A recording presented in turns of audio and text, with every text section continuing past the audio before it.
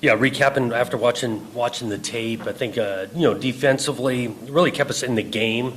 I thought they had a critical hold for a field goal, 10 points at half. The third quarter, a couple long drives there that we couldn't get off the field a couple of times. Tough call, extended the drive, that kind of thing. But I did think the effort was there. Not a lot of missed assignments type thing. I do think as the game got into the second half, they leaned on us a little bit because they'd been out there quite a bit. Offensively, slow start.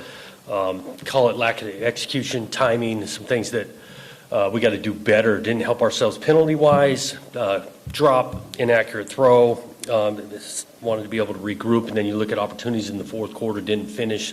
Again, going back to the couple of fourth downs, got us a chance to make it a much more back in the game didn't happen. Special teams wise, was pleased with Eckley's hang time in regards to the punt game coverage unit. That part was good to see because that had been missing for a couple of weeks, but ultimately still came down to just not good enough and got beat. And so how you move forward, regrouping, guys.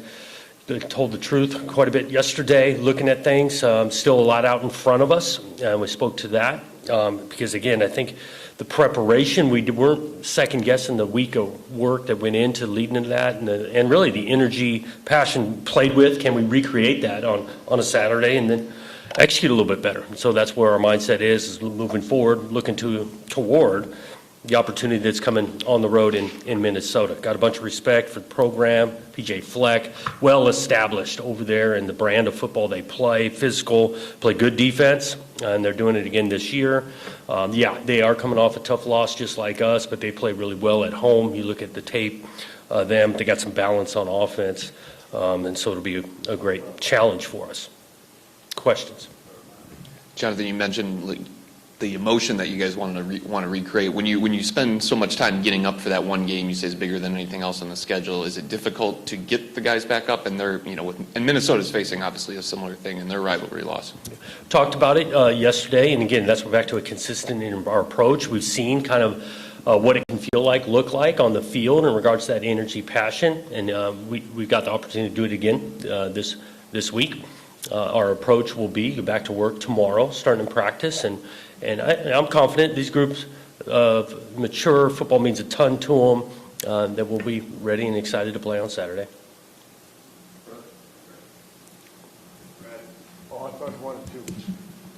The offsides non-call was a little bit more than a tough call. It may not have changed the result of the game, but it certainly would have changed the tenor of that game. I've looked at it 5 times. I'm sure at least twice as many for you. Do you have any, I don't want to say recourse with the Big Ten? I mean, how do you accept that kind of call that was clearly wrong? Yeah, we and this is every week, call we got a question on, or we thought maybe should have called it differently. We submit those. We did that, and we have yet to hear back, but there's an explanation. And credit to this conference, Bill, head of officials. They'll own calls that they maybe miss or whatnot. I haven't yet to hear back on that particular one. And so those are bang plays. I've seen that call not made plenty of time. It did get made in this one. They tell you I'm sorry, that's very little solace, isn't it? Well, and that's how it works. I mean, that's how we play the games, and some calls are going to go your way, some don't. Yeah, there was one in the Steelers game last night. There was I don't think they called it. It would look like it was a potential neutral zone, but anyways, I'm wondering from the offensive standpoint, how do you get things fixed? Is it more as you look back, the blocking? Is it Aiden's play? Where is the biggest issues? And continuing to look at Alessio and his late game performance, how do you progress with that? Yeah. We're definitely looking at it and searching as coaches. So you think about the offensive, because we've shown some flashes. It's kind of week to week. Some things are really good. Some need to get better. I go back and 2 weeks ago we complete 20 straight passes against a really good defense, and then you fast forward. I think a recurring theme is we're playing some good defenses the last couple of weeks. So you're looking for perspective. On Alessio's play, he has come in and, had a nice drive again. Did get helped with a couple of calls, but he's been working, progressing. We've got confidence in him, and just like every position, we're evaluating and as guys are growing and what gives us the best chance. So all those conversations are on a weekly basis, but we need to find some more consistency and really just points from the offensive side, another touchdown or two a game. Jonathan, in your opening statement, you mentioned you told the truth in the meeting to guys. What was that truth? Well, the truth a little bit is, that game means a lot. We came up short. Talk about, the effort was there, and we fell short in this area, defensively getting a stop here too, didn't convert on fourth down. Those are all truthful, and so we own it that way. And then I'm curious, when you interviewed for the job in November 2023 and took the job, did you expect the clock to be this fast in today's college football landscape, just the pressure that's felt by coaches? I think it continues to change, call it, over the last even year or two in this NIL era, things like that. I was, and continue to be, excited about playing in what I think is the best conference in college football. Well, what comes with that?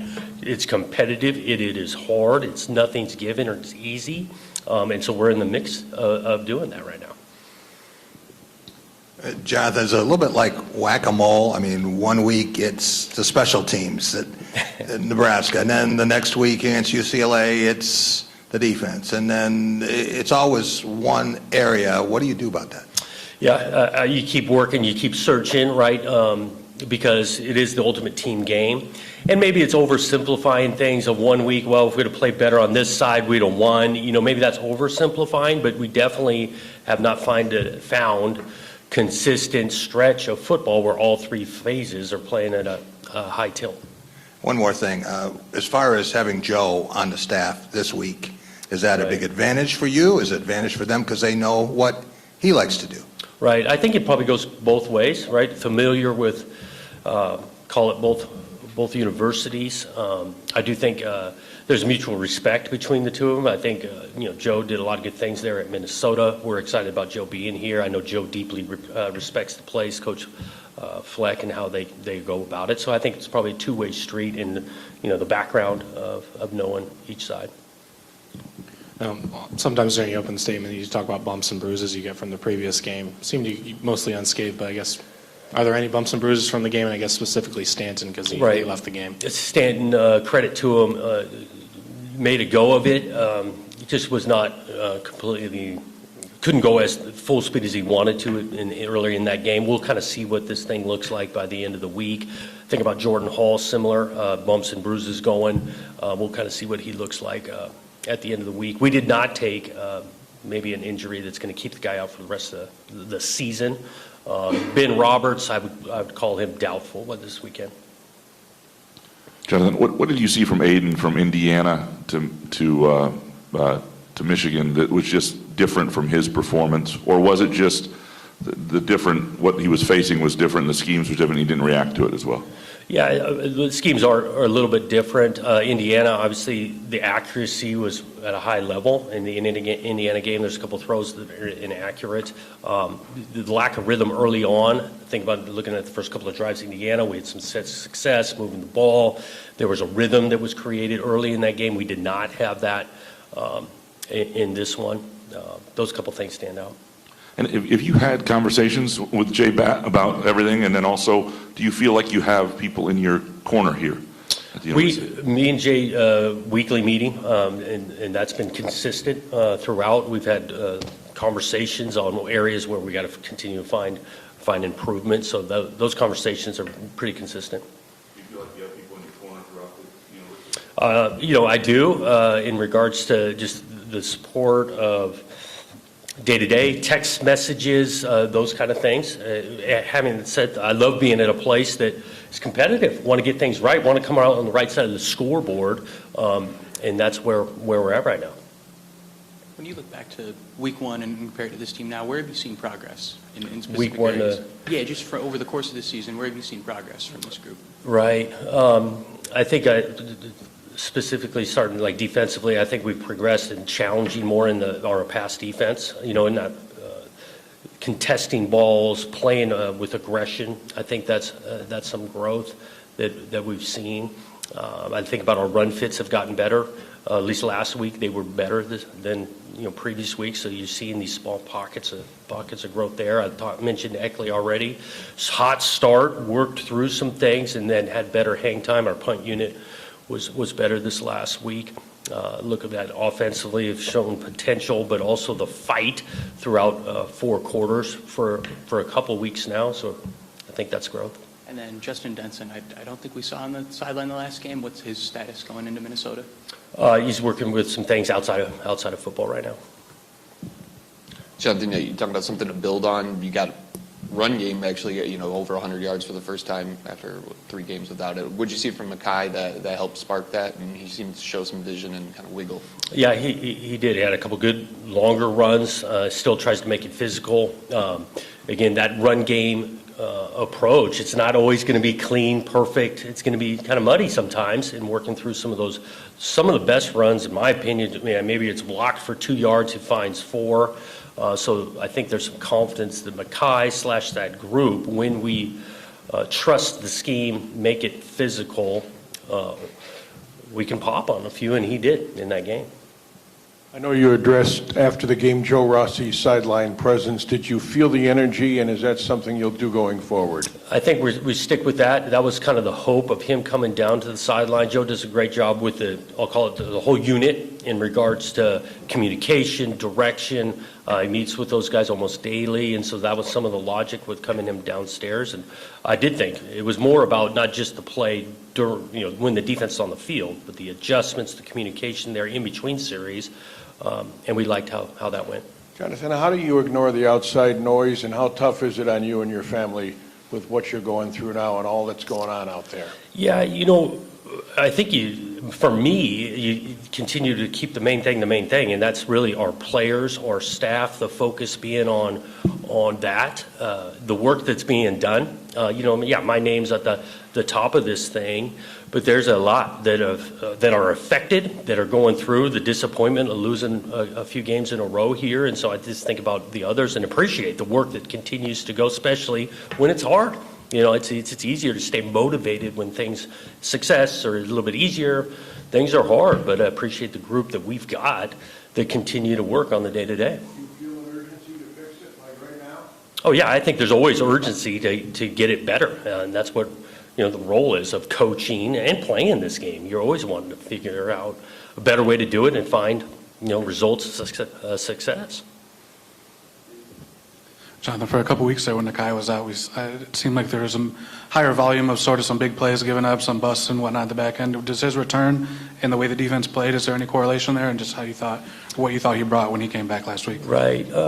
Maybe to an extent. Obviously, he's a veteran player, has played a lot of football, is good in the communication side, but I felt as a unit, I started with this, less of just, a bust. We were pretty sound across the board, 11 guys.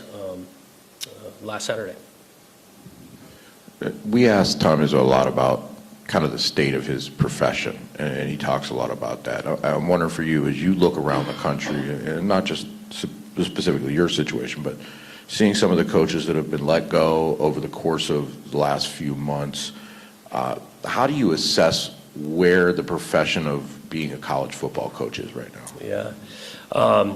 It's, continued to change. I still think there's some beauty in coaching that doesn't change in regards to growth, the competition, repurposing this game of football to add value to these guys' life of going through hard times, finding success. I still think there's beauty in such a large, especially football, such a large, diverse group coming together for a common goal and then going through good ups and downs and, that life experience adding benefit to their long-term life and what they're challenged. So there's still a lot of beauty there in coaching this game. Do you feel like any of that is being abandoned in this era of either players getting paid or the constant decision-making and the portal and everything else? Yeah, I think abandon's a strong word. I do think that, less time, more, call it good distraction, because there's compensation. There's a lot more distraction when you throw in some immediate results needed.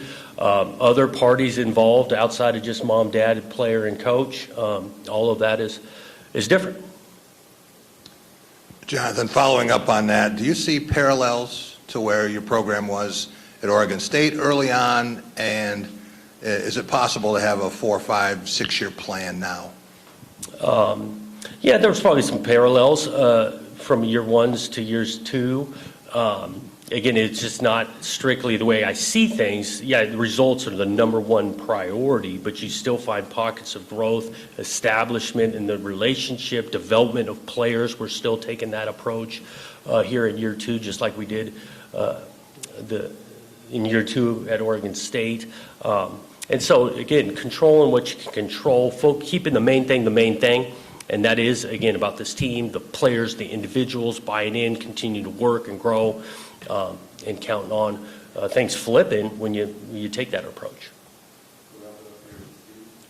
Jonathan, I know that there's not much transparency at all in sort of the NIL and financial realm of this sport, but I'm just wondering, when you go back to looking at this team in the offseason, building it and whatnot, do you feel satisfied? Like, was there adequate money, resources to put this together to be as competitive as you guys wanted to be different than 3 and 5, you think, when you evaluate that? We do evaluate, not probably on the weekly, but like, another bye week coming up, you take a look at, anytime you're looking at your roster, the potentials of next year, additions, who's departing senior-wise, that's still taking place. I think I probably speak for every coach in America, right? Yeah, that was a good investment now, right, that term. Yeah, we maybe overspent or underspent over there. Injuries always, you can't forecast, right? And so do we have depth in a couple of spots? Well, where our injuries have placed, yeah, we're a little lighter at a spot or two that we couldn't totally forecast. So we have those conversations, but not totally weekly, be more on those bye weeks. In terms of, I guess, the pot of money, though, do you feel like that was big enough? Well, you kind of started with your question, and it's lack of transparency. You don't totally know what's big enough, what's not. You hear things, this and that. I do feel like I like this group that we've got together, the way they work and are going. And the more transparency, I do think, is better for college football. Okay, guys. Thanks.